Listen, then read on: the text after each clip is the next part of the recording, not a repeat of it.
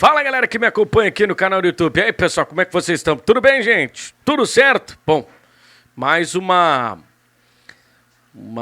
forma de educação do que propriamente falar a respeito do que foi a partida, né, do Internacional. Internacional empata com o Lanterna, com o pior time do Campeonato Brasileiro dentro de casa, nos dois últimos jogos em que enfrentou, né, os dois piores times do campeonato.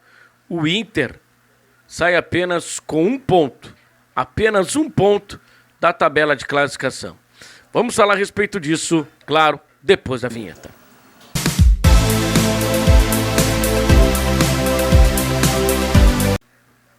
Mas antes de prosseguir com o vídeo, eu queria pedir para você se inscrever no canal, ativar as notificações clicando no sino, deixar o teu like, curtir, comentar e compartilhar. Bueno, pessoal, vamos lá então. Vamos falar a respeito aí então do empate do Internacional, mas com puta gosto, né, de derrota. Cara, é impressionante, né, como o Inter é 8 ou 80. Dá para usar a palavra, né, um time esquizofrênico. Um time que faz uma partida tão boa no Clássico Grenal, ganha por 3-2, mas poderia ter aplicado uma das maiores goleadas da história do futebol, do confronto, né, do Clássico Grenal. Depois, um time que entra moroso no jogo contra o Bahia e acaba perdendo, né, o jogo lá em Salvador. Aí, logo em seguida, o Inter vai e me enfia 7 no Santos. 7-1 no Santos, claro, com todos os jogadores à disposição, né, tinha um elenco completinho ali, mas enfia 7 no time do Santos. Bom, todo mundo achando, 7 no Santos, e aí tem uma vitória contra o Vasco fora de casa. E uma vitória importante, uma vitória boa. 2-1 contra o time do Vasco, jogando bem. Embalou. Aí a tabela oferece para o Internacional um jogo contra o Coritiba em casa, um dos piores times do campeonato. A tabela oferece isso. Bom, Inter, você já fez 6 pontos? Vai lá, faz mais 6. Faz mais 6 pontos e dos 12 pontos disputados, 12 pontos na tabela. E aí o que acontece? O Inter perde para o Coritiba por 4-3 dentro de casa. Não só perde, né? Tem uma atuação pífia, decisões erradas, tudo errado. Tudo acontece de forma equivocada para o Inter no jogo do domingo contra o Coritiba. Mas tem aquele velho ditado, né? Desgraça pouca é bobagem. Tudo que está ruim pode piorar. Pode ter certeza que você já ouviu essa frase e você vai ouvir em inúmeras oportunidades essa frase também. Desgraça pouca é bobagem e tudo que está ruim pode piorar. Se a derrota, né, para o time do Coritiba, vice-lanterna do Campeonato Brasileiro da Série A, já foi o vexame, imagina um empate com o América dentro de casa, que é o pior time da competição. É, meu amigo, piorou. E o Inter sai na frente, cria até oportunidades. Não vinha fazendo um grande jogo, isso é verdade, mas o suficiente para conseguir terminar o primeiro tempo vencendo o time do América. E conseguiu fazer isso com o gol do Ener Valencia. São 6 jogos consecutivos do Ener Valencia marcando gols. Mas aí o que acontece? Né? Quando a fase ela não é boa, quando a fase ela é ruim, né, tudo acontece do avesso. O Inter tem jogadores importantes, jogadores que fazem parte dessa espinha dorsal se machucando, que é o caso do René, que é um lateral que falhou, obviamente, nos jogos da Libertadores da América contra o Fluminense, mas é um lateral muito seguro, né? É um lateral que resolveu o problema da posição, né, no time do Internacional. Perde o René por um mês. O jogador vai ficar de fora aí de 3 semanas a 4 semanas fora, então praticamente aí um mês tá fora do Campeonato Brasileiro. Aí no jogo passado entra o Dalbert, que era um jogador, né, que veio da Europa, jogador que passou pela Internacional, jogador que passou por Cagliari, enfim, vários clubes do futebol italiano. O cara não passou à toa, né? Não chegaram lá, olharam pra ele e disseram: pô, gostei do teu cabelo, vou te contratar. Gostei da tua perna esquerda, vou te contratar. Não, o cara deve ter mostrado, né, uma qualidade. Mas é impressionante que os jogadores de qualidade, quando chegam no Inter, os caras simplesmente morrem. Simplesmente morrem. O Pedro Henrique fez um bom segundo semestre no ano passado, começou muito bem o gauchão e agora, né, não presta para absolutamente nada. O Carlos DP no ano passado foi um dos principais jogadores do Inter, ponto de equilíbrio do time. Também morreu em campo, não joga absolutamente mais nada. E cara, e aí você vê, né, jogadores que seriam de importância de um grupo, né, que não rendem.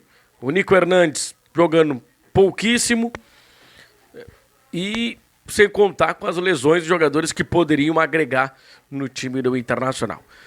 Depois, né, de tudo que aconteceu no domingo contra a equipe do Coritiba, todo mundo estava imaginando, não, o Inter vai cair na realidade, o time vai melhorar e vai conseguir, né, uma vitória contra a equipe do América. Começou bem, né, fez o gol com o Ener Valencia, teve a oportunidade de ampliar o placar, aí volta aquela velha máxima de produzir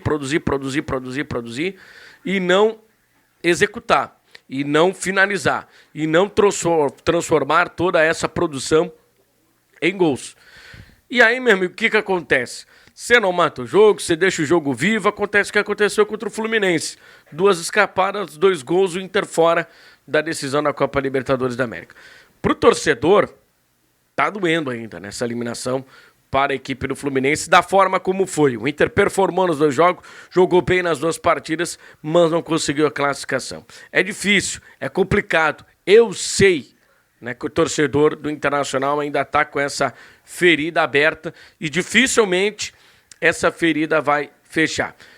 Foi remediada no Clássico Grenal, no 7-1 contra o Santos, na boa vitória contra o Vasco, mas ela voltou a abrir e dessa vez, né, um buraco ainda maior por conta, né, desses resultados. Né? Uma derrota para o pior time, tomando 4 gols, para um dos piores times do campeonato, e a insuficiência de não conseguir vencer, né, o lanterna da competição. E aí, como eu estava falando a respeito de azar, desgraça pouco é bobagem, né? Você pega o time do América, e aí o América tá jogando para não ser goleado, tá jogando para não ser humilhado, tá jogando para não tomar uma goleada histórica, para não ser rebaixado de uma maneira histórica. E aí o cara pega a bola, chuta a bola lá da entrada da grande área e mete a bola na asa, né, cara? Mete a bola no ângulo. Aí é difícil, né, cara? Aí é difícil. Aí tudo acontece contra o Internacional e nada acontece a favor do Internacional. Porque alguma coisa está acontecendo. No vestiário, me parece que os jogadores estão largando. O Alan Patrick falou na entrevista na zona mista, né, que foi opção do técnico, que ele não saiu, né, do jogo porque ele acabou alegando cansaço. O Kudê havia dito que inclusive o Alan Patrick não participou do treinamento de bola parada porque ele não tinha condições e acabou guardando o jogador para, né, o jogo, para a partida, para utilizar ele, não desgastar o jogador no longo do treinamento. Enfim, cara, ficam versões, né, de gente que trabalha no dia a dia, né, aí fica difícil, né, cara? Aí não tem como realmente as coisas acontecerem, né? Porque o jogador está dizendo uma coisa, o técnico está falando outra. O Alan Patrick já deu uma declaração muito parecida na época ainda do Mano Menezes, em que vinha saindo das partidas e ele disse, não, eu tô bem, eu tô legal, não preciso sair. Então isso acaba gerando um clima ruim. Não estou dizendo que a culpa é do Alan Patrick, até porque o Alan Patrick é o melhor jogador do Internacional no Campeonato Brasileiro e o Kudê está fazendo o Alan Patrick render ainda mais do que ele já vinha rendendo. O Kudê potencializou isso. Agora não dá para entender, né, o técnico tirar o jogador, né, no momento delicado da partida em que o Internacional está, né, empatando o jogo. Em momentos cruciais, né, de partidas, como o Fluminense lá no Rio de Janeiro, em que ele tira o Alan Patrick, depois, né, de ter, né, feito 2-0 contra o Vasco, ele tira também o Alan Patrick, ele tira o Arangues, né, e ele acaba desfigurando o time. Seria importante o Inter ter, né, 17, 18 jogadores, né, no mesmo nível, né, mas é difícil. Se tratando de Campeonato Brasileiro, eu acho que só o Flamengo tem essa condição né? O Flamengo tem aí o maior orçamento da América Latina, né? Então, só o Flamengo tem essa condição de colocar, né, 16, 17 jogadores à disposição do treinador. E mesmo assim o Flamengo está patinando, né? E o Internacional, né, vem de insucessos e vem, né, carregando esse piano nas costas há muito tempo, né? Vê um time, vê um rival, Grêmio, né, com apenas o Suárez, de grande jogador, conseguir aí facilidade para ganhar dos adversários, que o Inter, que tem muito mais qualidade, que tem um time titular melhor que o time do Grêmio, não consegue ganhar, né? O Inter não ganha do Coritiba, não ganha do América, e o Grêmio vai lá, sofre para ganhar do América, ganha apertado do Coritiba, mas faz os 3 pontos. Então é complicado, né? E ainda tem esse peso, né, que os jogadores carregam de o time não conquistar título, de o time fracassar, de o time amarelar na hora H. Eu até acho que a eliminação contra o Fluminense foi um jogo em que o Inter jogou melhor, mas acabou não conseguindo a classificação. O problema é ser eliminado de forma omissa, como já aconteceu, né, com o Internacional. E aí, nesse momento, entendo que o torcedor está irritado, mas vira aquela guerra de narrativa. Aqueles que não gostam do treinador e não gostam do presidente, contra aqueles que gostam do treinador, que gostam do presidente. O problema tá dando bem na cara que o Cudê não vai ficar pro 2024. Então, se ele não vai ficar, é melhor mudar. Já tenta buscar um técnico novo. Mas que técnico novo? Que técnico o Inter vai ter para 2024?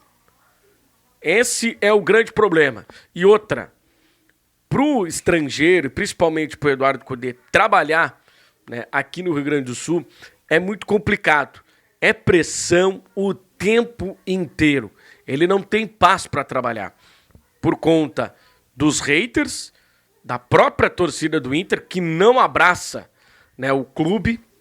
Parece que são torcedores de narrativa, eles querem sempre ter razão. Eu avisei, eu falei. Não é assim que funciona. Pega um exemplo do Grêmio.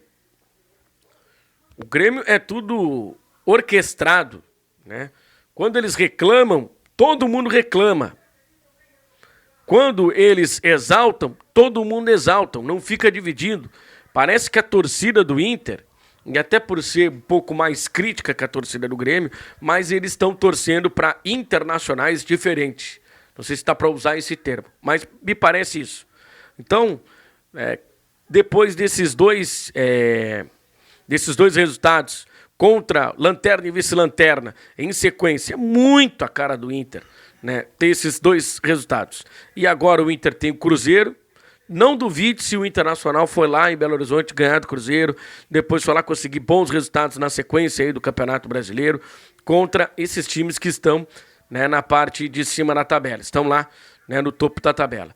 Não duvide do Internacional conseguir bons resultados. O problema é que o Inter entrou nos jogos contra Curitiba e contra América, achando que ia ganhar a qualquer momento, iria conseguir os 3 pontos. E a gente sabe, quem conhece o Internacional, quem acompanha o Internacional há mais tempo, que o Inter trabalha somente com a corda esticada. Quando o Inter está com a corda esticada, o Inter consegue os seus resultados. Enfim, tem uma eleição, né? Os reflexos da eleição, elas já estão impregnadas dentro do vestiário e, principalmente, o prejudicado é o Esporte Clube Internacional. É o torcedor, aquele torcedor comum que trabalha todo dia, vai para ter um entretenimento, né, no jogo, vai para ficar feliz com o seu clube, depois de passar um dia de merda, ele vai pro estádio para passar uma situação feliz e acaba não conseguindo. Os bastidores do Inter são muito complicados, a gente sabe como é que funciona. Então, né, para esse torcedor, eu volto a falar aquela frase: desgraça pouca é bobagem, a tendência é piorar. Se o Inter não conseguir 3 pontos contra o Cruzeiro, a real briga para o Internacional é contra o rebaixamento. Pro torcedor que se iludiu, criou aquela esperança de que o Inter poderia dar uma arrancada e rumar a Libertadores da América, se tivesse colocado mais 6 pontos na tabela de classificação, não apenas um, talvez esse sonho pudesse ainda se manter ativo. Mas agora, né, a situação é se preocupar com a parte de baixo. Não esqueça de se inscrever no canal, de ativar as notificações clicando no sino, deixar o like, comentar e compartilhar. Um abraço e até o próximo vídeo. Tchau!